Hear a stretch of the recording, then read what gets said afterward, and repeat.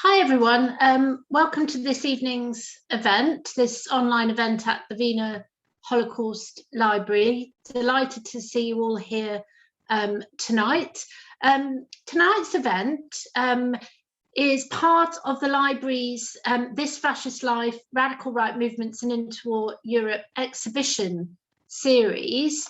And we're really delighted to have Marja Jalava here to speak on the subject of Finnish interwar fascism. And just to say a little bit about the kind of background to the exhibition and the project that Marja is involved in. So the exhibition has come out of a collaboration between the Wiener Holocaust Library in London and a research project, a pan-European research project looking at interwar fascist movements right across Europe. And so, you know, typically when people think about fascist movements in Europe, they might think about Germany or Italy and Mussolini and Hitler. But this research project and the exhibition at the library in Russell Square in London that's resulted from it is looking at fascist movements across Europe and in all sorts of different countries, and perhaps in countries that people had not been aware of, particularly having a significant fascist movement. And the focus of the project and of the exhibition is on the kind of membership of fascist movements and the experiences of members of fascist movements as well. So it sort of tries to take a bit of a different approach, perhaps, to looking at the question of interwar fascism.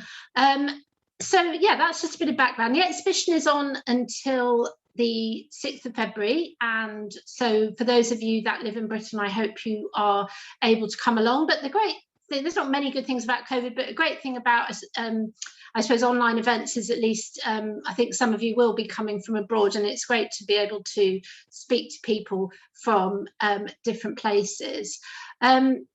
So we've got other exhibition events coming up, so have a look on our website and find out about that. And you can also sign up to our newsletter and find out more as well.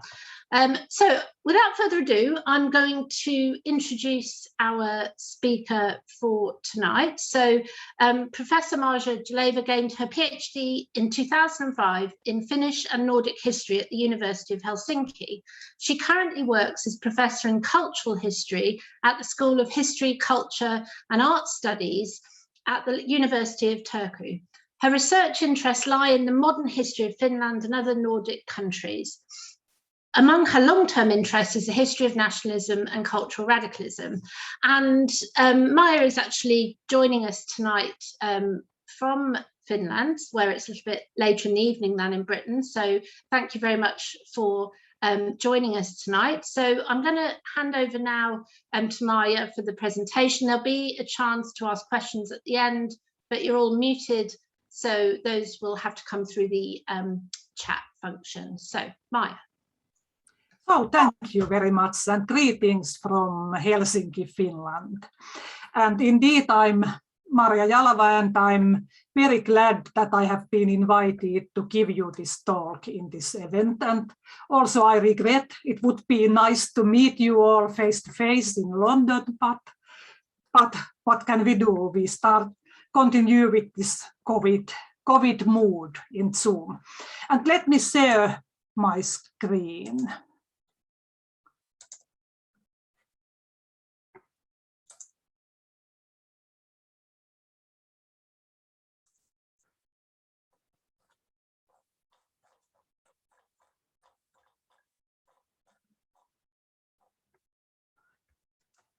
Now, and I regret that I now push my face down so that you can see my slides better.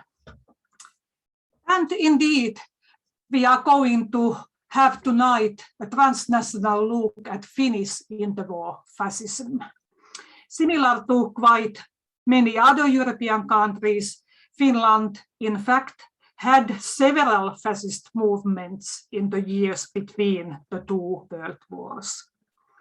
And similar to many other countries, these movements were indigenous in the sense that they were, of course, strongly connected with the local Finnish circumstances.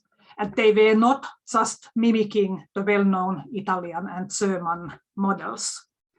However, my perspective tonight is that this domestic perspective is not enough to explain fascist movements. It's important, but not sufficient. And therefore, I will especially focus tonight to the transnational aspects.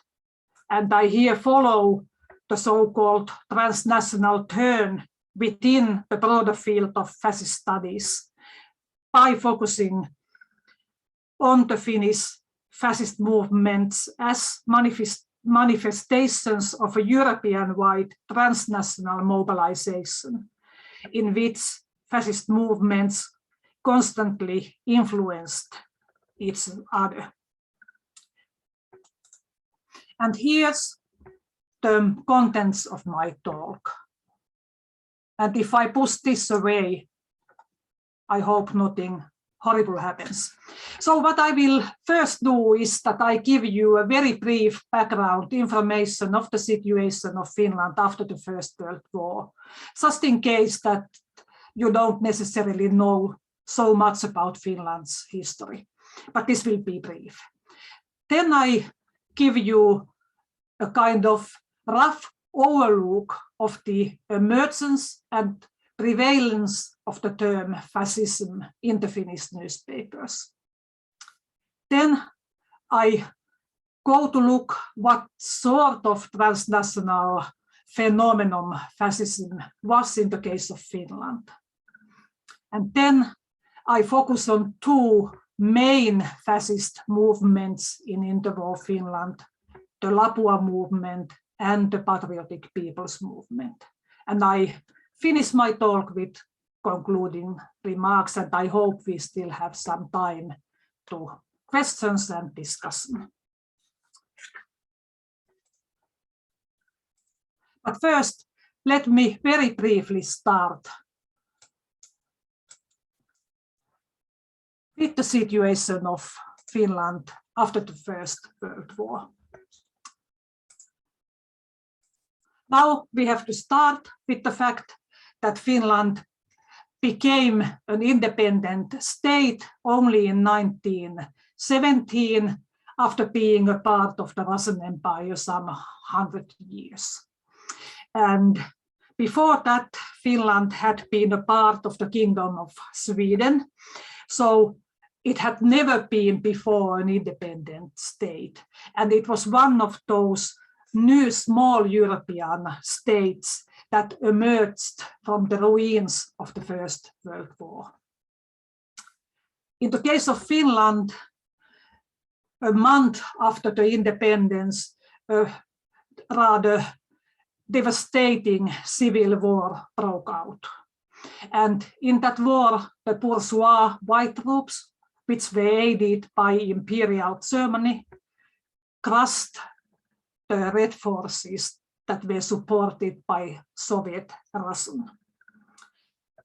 And from the ruins of the civil war, several radical nationalist right-wing organizations emerged. For instance, we may here mention the Civil Guard, Suojeluskunta, which was a paramilitary defense corps acting as a voluntary part of the army. Then there was Yhtymä Vientirauha, which can be translated as Export Peace Ltd.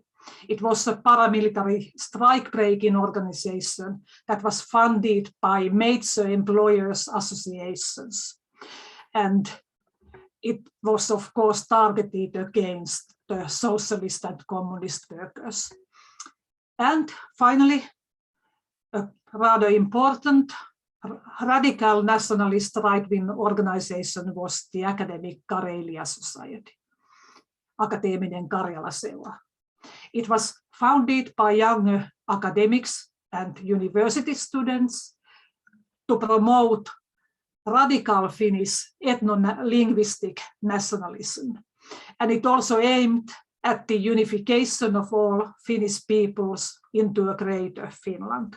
So it has had this kind of expansionist militant feature. But on the other hand, also the left remained strong despite rather harsh measures against the losing side of the civil war. The support for the Social Democratic Party remained strong, and in the first parliamentary election after the civil war, it managed to gain almost 40% of the votes. So it was in fact the largest party in Finland, which caused, as you may guess, a great bitterness and hatred in the white bourgeois side of the civil war front.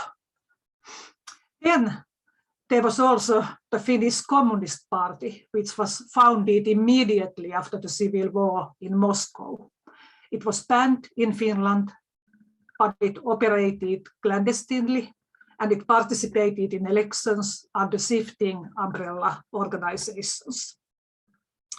So, to put it shortly, the Finnish interwar society was characterized by deep divisions, and in the both sides there were long-lasting fear, bitterness, and trauma.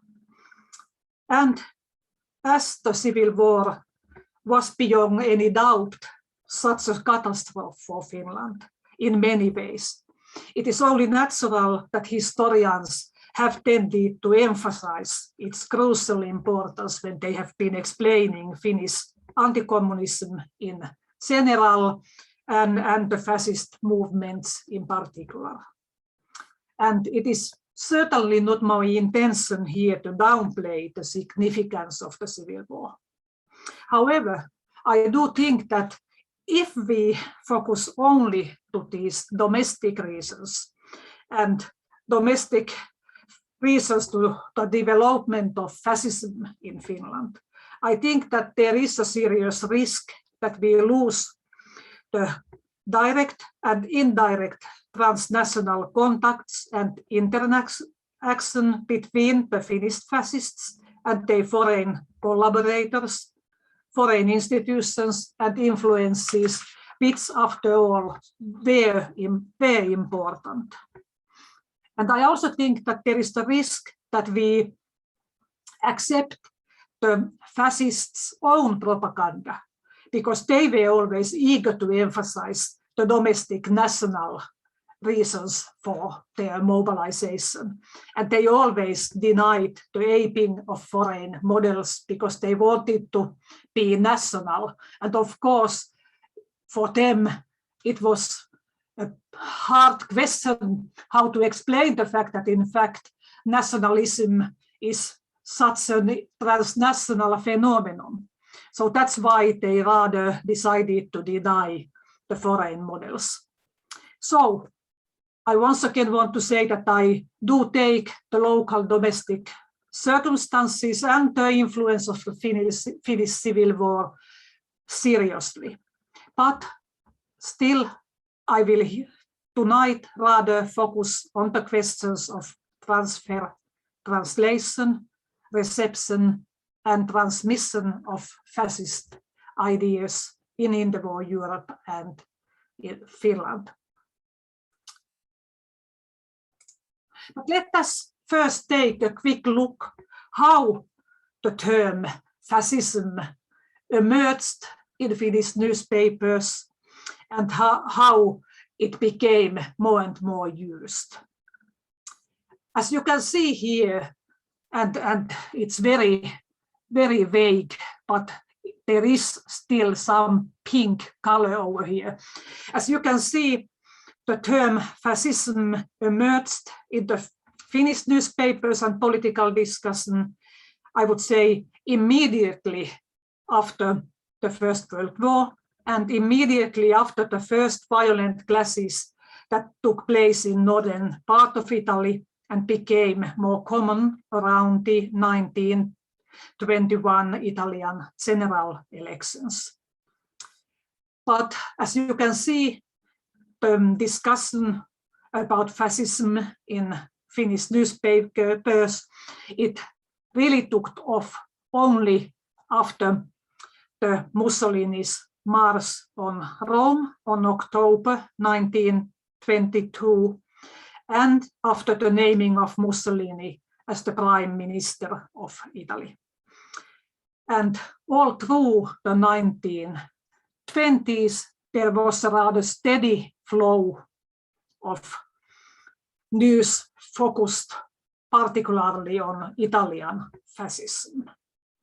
A significant change happens here, as you can see, and it is due to the fact that at the turn of the 1930s, first openly fascist movements appeared in Finland, but the real peak, however, happens here after the Nazi rise to power in Germany, as well as to a smaller extent because of the Spanish Civil War. And one thing we also have to take into account is that in this database, we also have several Finnish language newspapers that were originally published in Soviet Union and circulated to Finland. And in these communist newspapers, the term fascism is often used in a very general and loose sense. And the communists tended to call also the Finnish social democrats as social fascists. So when you see here that the term fascism sums up, one reason behind this increase is the fact that there was also this conflict between the different Finnish leftist camps, the conflict between social democrats and communists, and not only an increasing far-right activism and an increasing fascist movements and Nazi movements in the Finnish soil. Here, once again, you can see that the discussion goes down. This is because of the rather hard censorship during the wartime. And after the war, it immediately jumps up again because the Communist Party, for example, was permitted after the war, and there was a general re-evaluation in Finnish politics going on, and of course harsh criticism to the interwar fascist tendencies and movements, but we will not go to this later part tonight. But here you can see a kind of broad overall picture, how fascism appears to the Finnish discussion and how it gains more and more room in different sense. Now, if we look fascism as a transnational phenomenon in Finland, there are at least, I would say, 3 different kinds of transnationalism going on. First, of course, and perhaps most importantly, there was what I would call indirect transnationalism, especially the reception of Italian fascism in the press, as I already mentioned. In the Finnish right-wing press, Italian fascism was mostly presented as a positive alternative to Soviet Bolshevism. And it was claimed that it was Italy's savior from national disintegration, parliamentary decay, and labor unrest. And the liberal centrist and social democratic press, of course, had rather opposite idea of what was going on in Italy. For them, fascism and Bolshevik Soviet Russian communism were two extremes that were equally dangerous for democracy.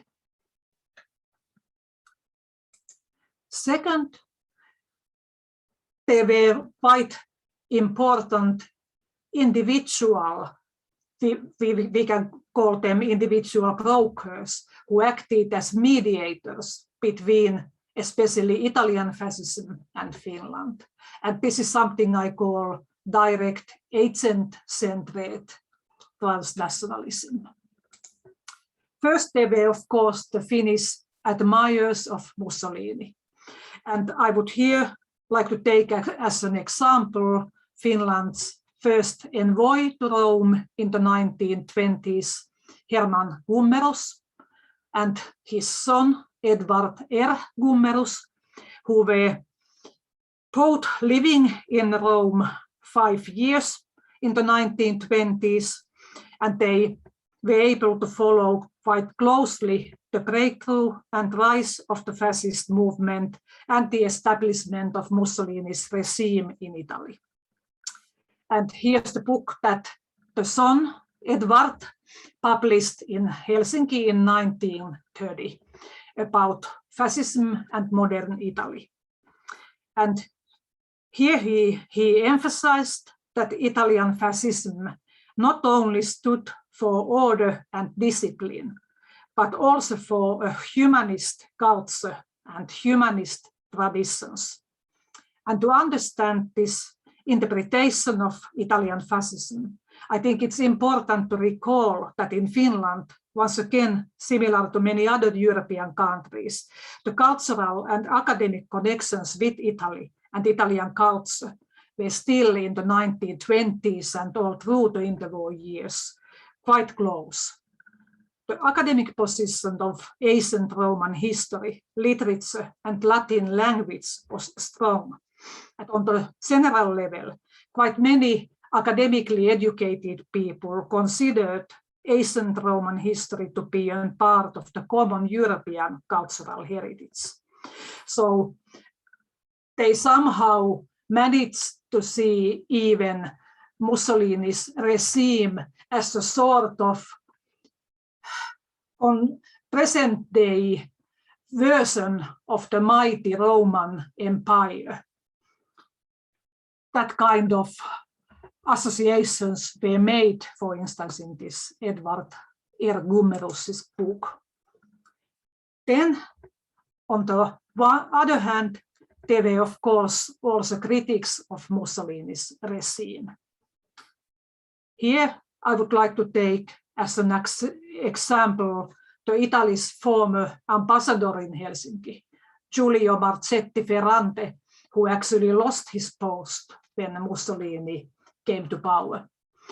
He was writing regular letter from Rome that was published in Helsingin Sanomat, which was the biggest Finnish newspaper, and these letters were published under the pseudonym of Viator, of course, translated in Finnish.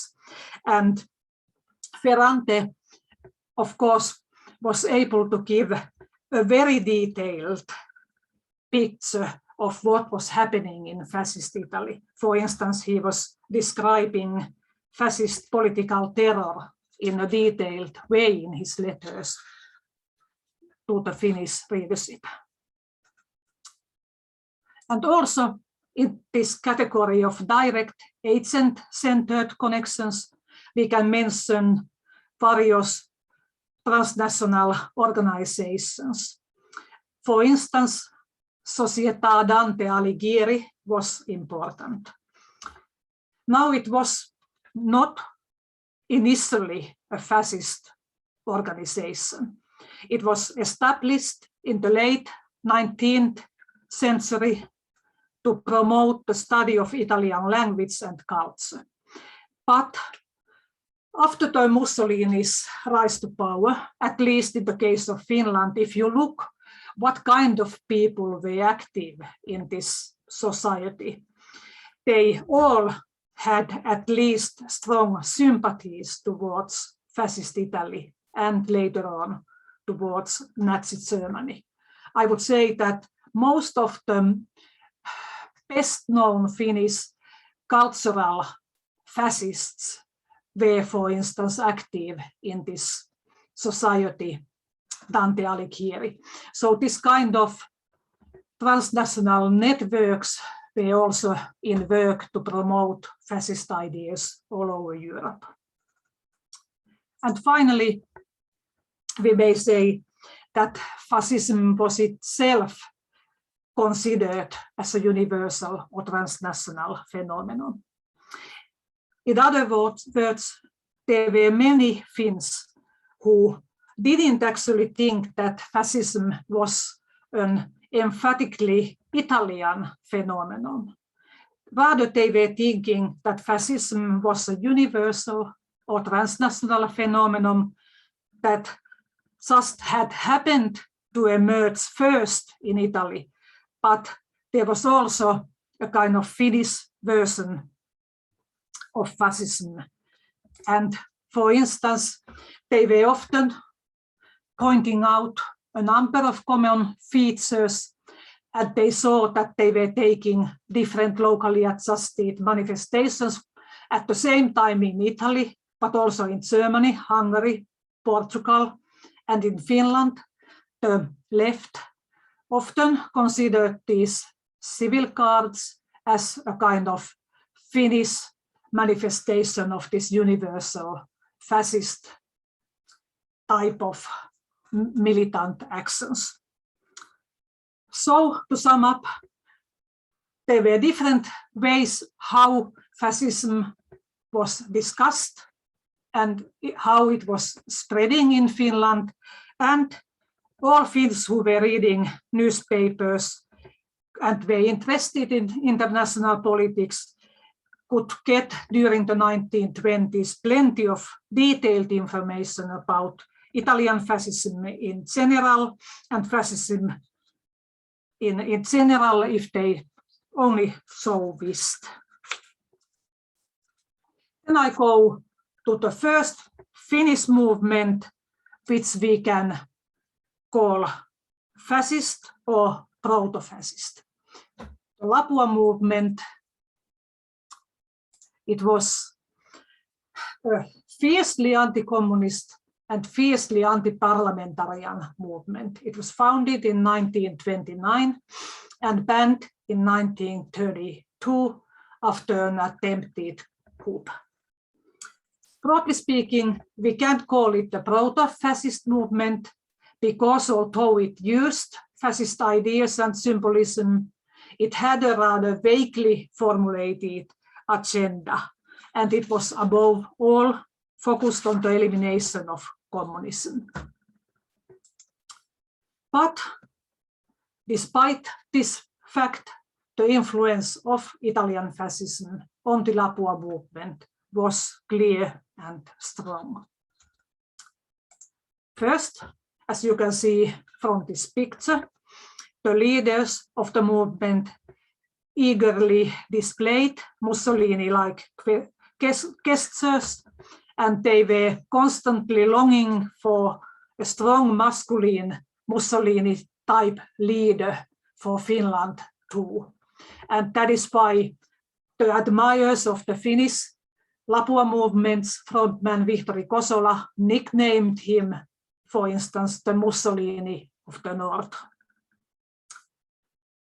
Second, this peasant march, which you can see in this photograph on the left, it took place in Helsinki in 1930, and it was a ceremonial parade of roughly 12,000 men, and it was clearly modeled after Mussolini's March on Rome. And it was posing a strong, explicit, extra parliamentary pressure on the government. And we may say that if the fascist ideology of Lapua movement was not so clearly developed, they certainly had accepted fascist style practices. They accepted the extra-parliamentary measures, and to a large extent, the members accepted the use of quite brutal political terror. For instance, most characteristically, the Lapua Movement conducted hundreds of fascist-style kidnappings, during which the victims were badly assaulted and transported forcefully towards their alleged ideal country, the Soviet Union. Finally, some members of the Lapua Movement also founded in 1931 a Finnish language periodical called Fascisti. And they wanted to promote a sort of Finnish version of fascism as an alternative to allegedly corrupted party politics and the democratic order. And finally, we can also see, particularly in the Swedish-speaking version of the Lapua Movement's paper, which was called the Aktivisten. You can also see here the first signs of an interest in German National Socialism. For instance, this magazine published the program of the Sweden's National Socialist Party in 1931, and it was included with openly anti-Semitic comments, which was new in this Lapua movement, because the movement initially was not really focused on anti-Semitism and anti-Jewism. The Jewish population in Finland was extremely small, not more than 1,200 people, roughly speaking. So there wasn't any Jewish question in any sense in Finland.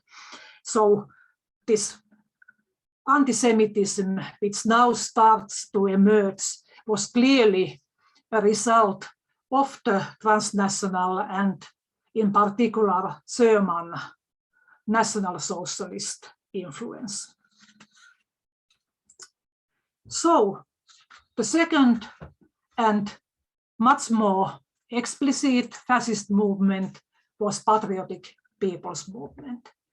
It was founded immediately after the Lapua Movement had been banned, and it was a political party, which was a kind of paradox because it was actually anti-party political, but by necessity it had to try to influence on Finnish politics with parliamentary measures, because after the banning of the Lapua Movement, there wasn't any other way left for them as to try to make a change by party political means. And it was banned in 1944 after the Second World War. At the peak, it had roughly 100,000 members, and it managed to gain some 8% of the votes. And it had a parliamentary group of some 14 members. But as you can see, it remained a relatively minor party after all. So, from the transnational perspective, it is worth emphasizing that when the Patriotic People's Movement was founded, the situation was characterized by the rivalry between fascist Italy and Nazi Germany on the ideological level. And now the Patriotic People's Movement didn't really take a clear stand in this rivalry.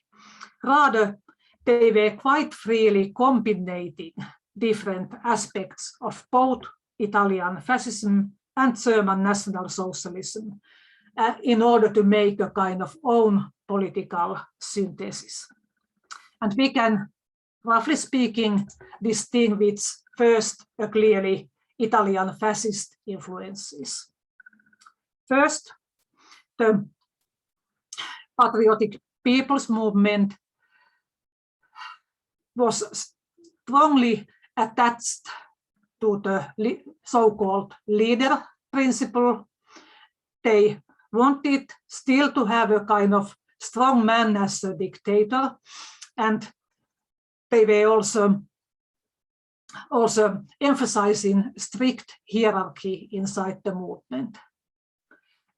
Another and very important Italian influence was the doctrine of corporatism. And this corporatism was based on alleged organic social units instead of political parties. Moreover, the People's Party was also influenced by Mussolini's population and settlement policy, which seemed to benefit peasant farmers. And finally, they also were critical of German Nazi neo-paganism. And in their eyes, the Christianity and the church had stronger and more independent role in fascist Italy. But they also had clear Nazi influences. For instance, if you look at the People's Party's party program from the year 1932, it had several notable similarities with the German Nazi Party's platform from the year 1930. Some sentences were by word to word similar even. Secondly, the Patriotic People's Party strongly emphasized the German ideal of the people's community.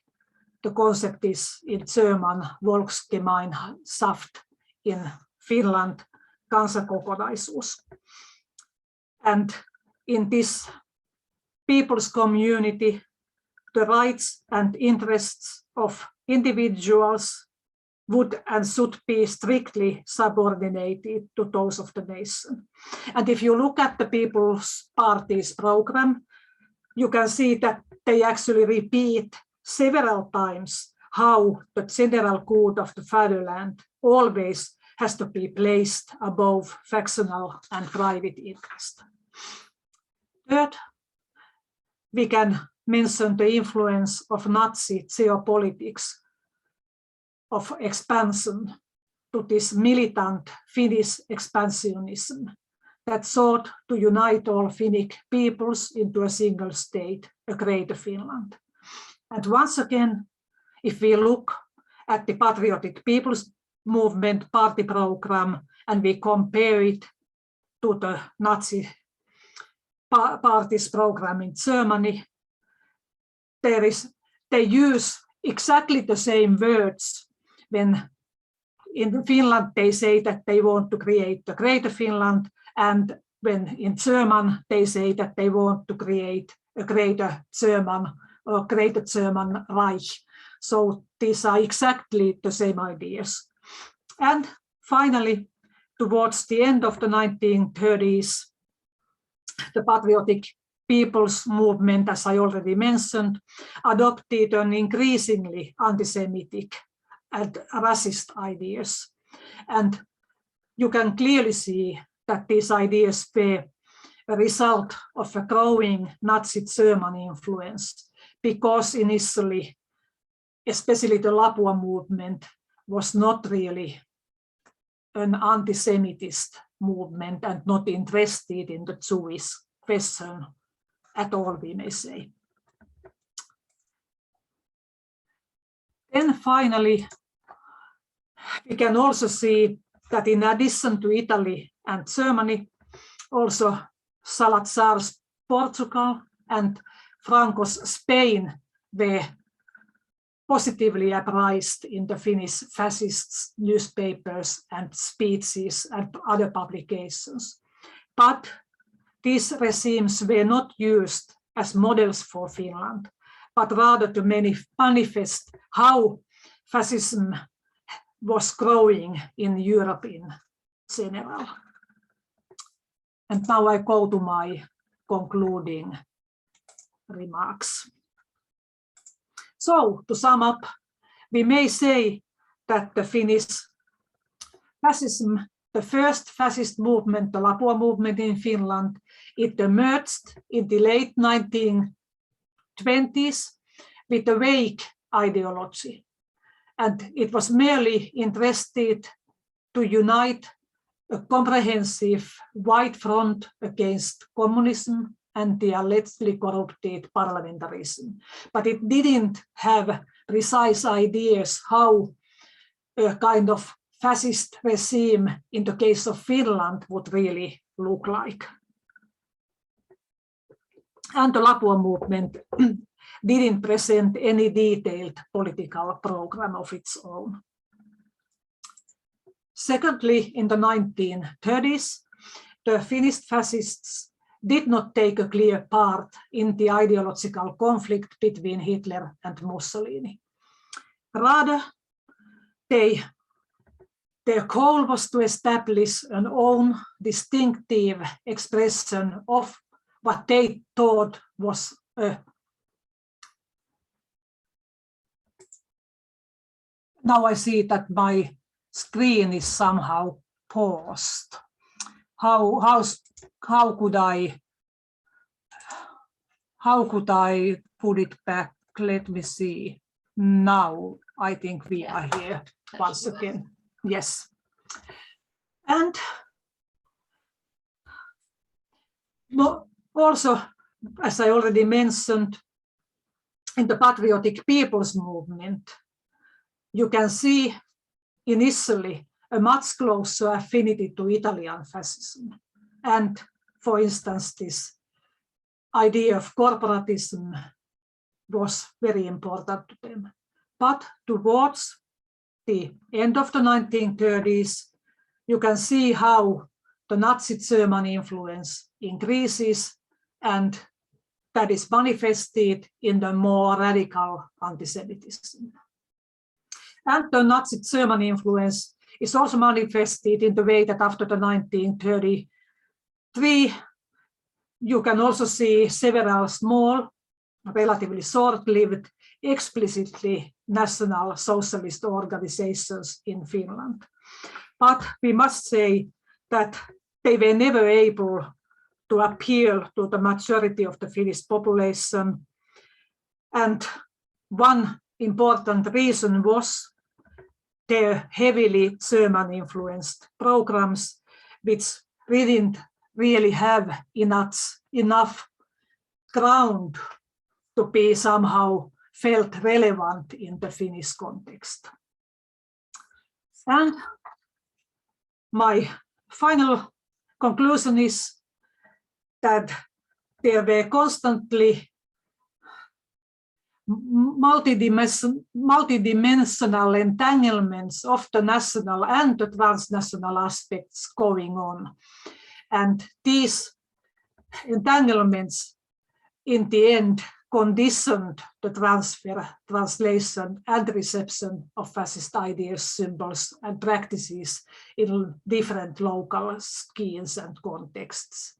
And I conclude my talk by reminding that Finland, after all, managed to remain the only new state that was arising out of the Russian Empire, that managed to survive as a parliamentary democracy throughout the interwar period.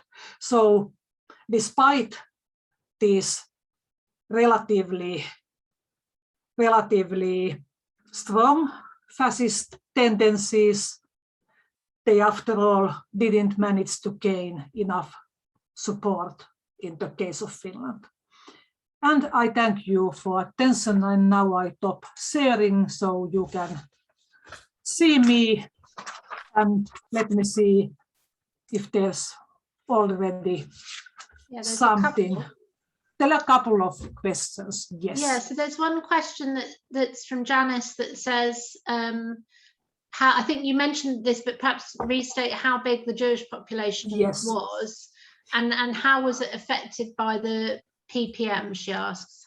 Yes, the total amount of Finnish population in the interwar years was something like 3.5 million. And the amount of Jewish population was 1 1,200, roughly speaking. So that was less than promille of the population. So really there wasn't any Jewish question in any sense in Finland. So it was exported. It was an exported idea. And it was framed in the case of PPM as a question of, they were saying that Marxists are actually Jews because Karl Marx was a Jewish person, and they were trying to show how Russian Bolsheviks, many of them were actually from Jewish background, and also because they had this kind of criticism towards international capitalism, which was based on these corporative ideas. They were trying to show that international Jewish people were behind this kind of international capitalism, which was, especially during the Great Depression, undermining the economic and social position of the Finnish peasants, for instance. So they were trying to point out how, despite the fact that Finland didn't have a significant Jewish population of its own, they were trying to point out that the international Jewish population still had a significant effect, but they never managed to convince the Finnish population, especially never the working class people or rural smallholders as a whole.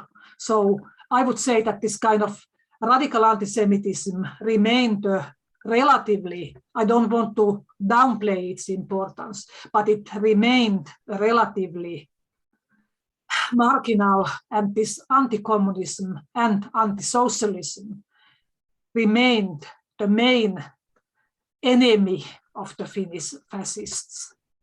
And Jewish people didn't experience sort of attacks or anything like that, or?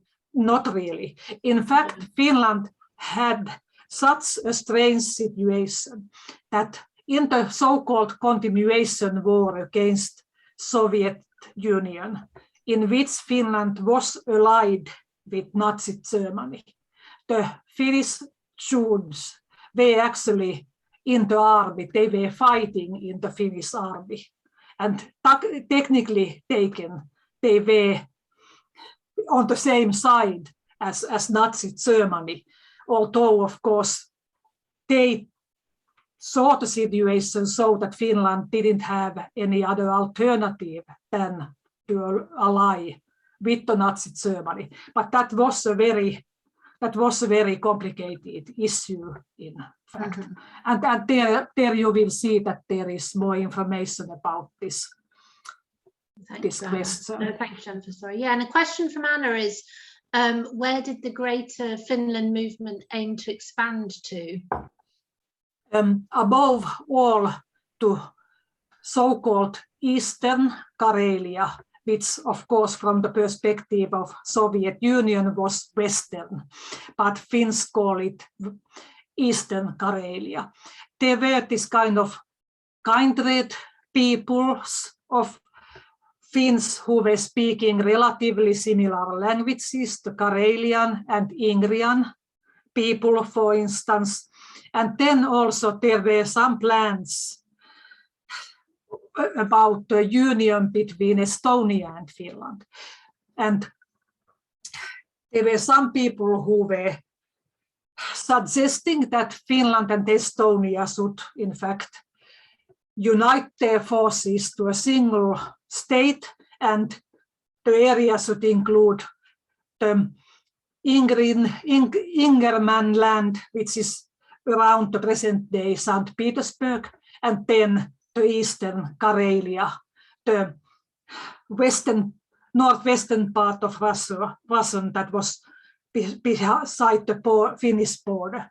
But also some people thought that this kind of Kven minority in northern Norway, they were also speaking a dialect or language that is relative to Finnish language. Some people also thought that this area should perhaps be incorporated to this greater Finland, so to speak. Yes, thank you. And there's a question which asks, why was the Finnish parliament seen as corrupt? And I suppose I also wondered if you could comment on why maybe Finnish democracy actually was a bit more resilient than in some other places as well. So look at both sides.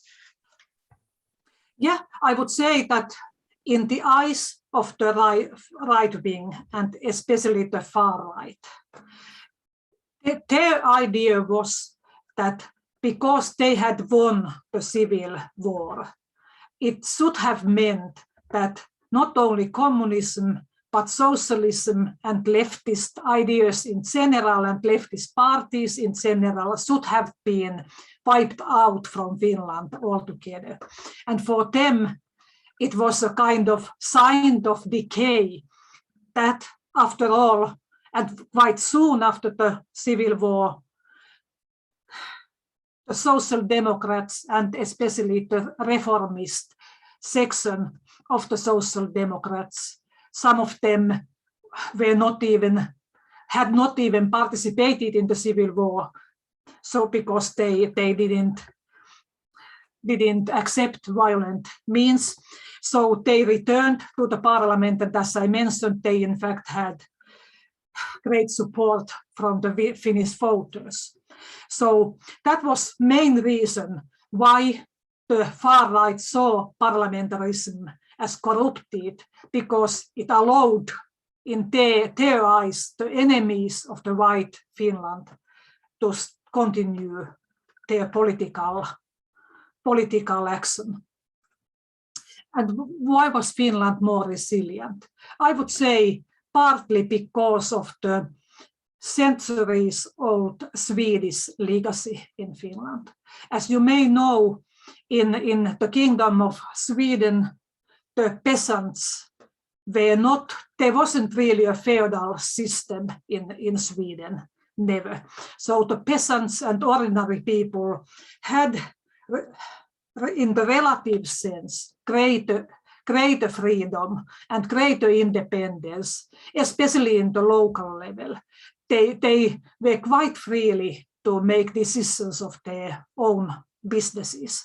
So I would say that it was this Swedish legacy that did not disappear during the 100 years when Finland was a part of the Russian Empire. And Russian never really managed to destroy this relatively large autonomy that was in Finland, and which included even the peasants, especially the well-to-do peasants. So I would say that was the main reason, but of course Finland was also lucky one because it was not occupied by Soviet Union at any stance, and not by Nazi Germany as were the Baltic countries. So there was also, I would say, simple luck. Thank you. So a question from Roland. He says religion and Christianity seems to have been important for Finnish fascists. Did they portray the German Nazis as Christians, or were they hesitant about Nazi attitudes towards religion? Yes, I would say that a distinctive feature of Finnish fascism was the fact that it was strongly related to certain Lutheran revivalist movements based on neo-pietism. And Christianity played a much stronger role, and even priests as politicians in Finnish fascist movement than in some other countries. And in fact, they tended even to see that communism and socialism and leftist ideas in general were a kind of anti-Christian attacks against Christianity. And many of them considered that they had a kind of divine mandate to attack socialists and communists because they were, in their own eyes, trying to protect Christianity. But as you know, the position of Lutheran Church was different in Nazi Germany. The Nazis quite early on quite strongly subordinate the Lutheran and Catholic Church for their own purposes. And especially this kind of neo-paganism was strongly criticized in the ranks of the Finnish fascists. They didn't like at all this kind of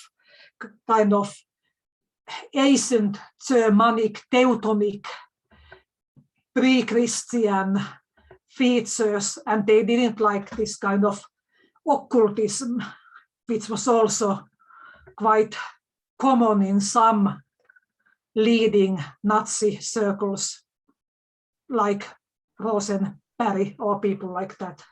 So Christianity was one thing that I would say even distanced Finnish fascists from Nazi Germany and increased their affinity to Italian fascism. Thank you. So Henrietta is wondering to what extent the PPM and Lapua movement were inspired by pre-First World War anti-Semitic and nationalist movements in Scandinavia, like the movement that Strindberg was part of in Sweden, and Akseli Gallen-Kallela and Albert Edelfelt. Yes, there is a continuity, of course, between the pre-First World War nationalist movements and the later interwar movements. But I would still say that even in the pre-World War I Finnish nationalism, even in the radical versions, once again, because the Jewish population was so small, anti-Semitism was not a major, or I would say important factor. There was a racist ideas in Finnish nationalism, especially because Finland is bilingual country, and there is a significant Swedish-speaking minority as a legacy from the era when Finland was an integral part of the Kingdom of Sweden. So in the Swedish-speaking circles, there was a tendency among some people to see the Swedish-speaking Finns as a kind of lower Asiatic race. And there was a tendency that they saw themselves as a higher Germanic race in Finland. But the Jewish question, once again, didn't play a part in this radical racism and this kind of competition between, on the one hand, Finnish language nationalism, and on the other hand, Swedish language nationalism.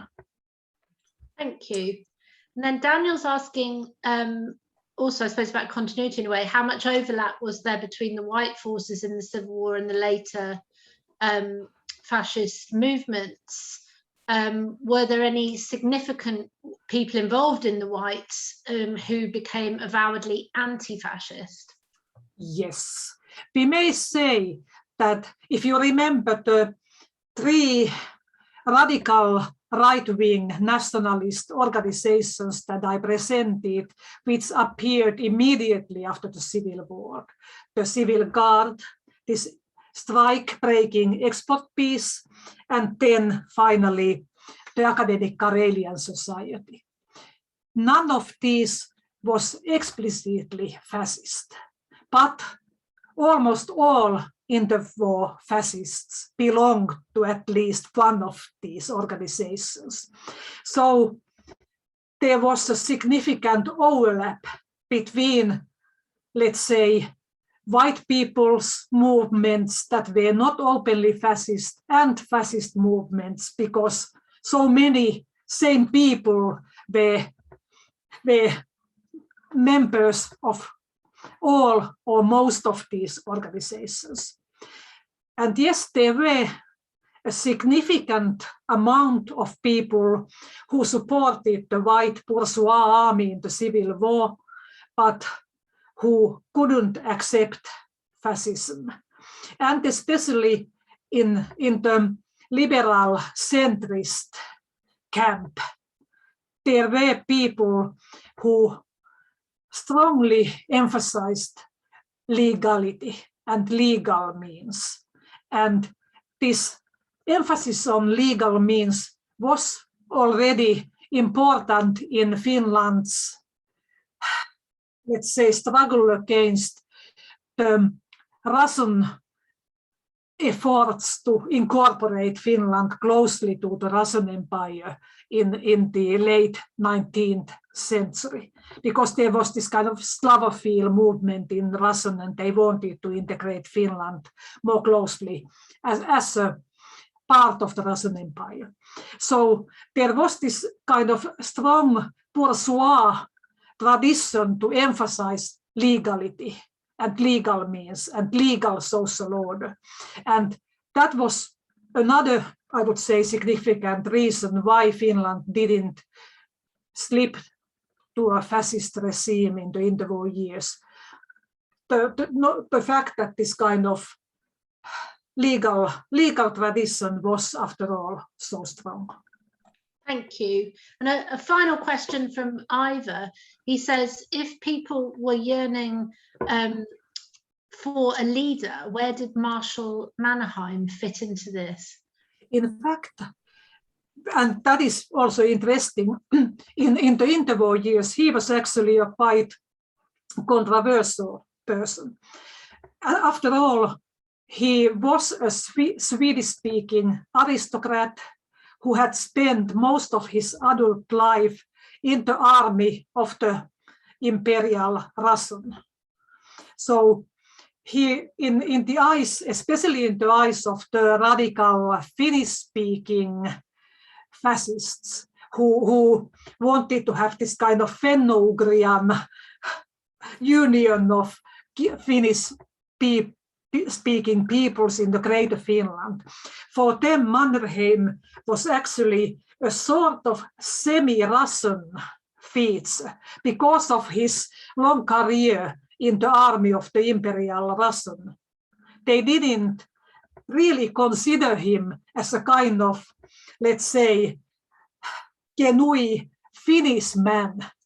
And that is why they tried to find a kind of person, for instance, this Vihtori Kosola, who in fact was quite unsuitable as a great leader because of his rather impulsive leadership style and his total political amateurism.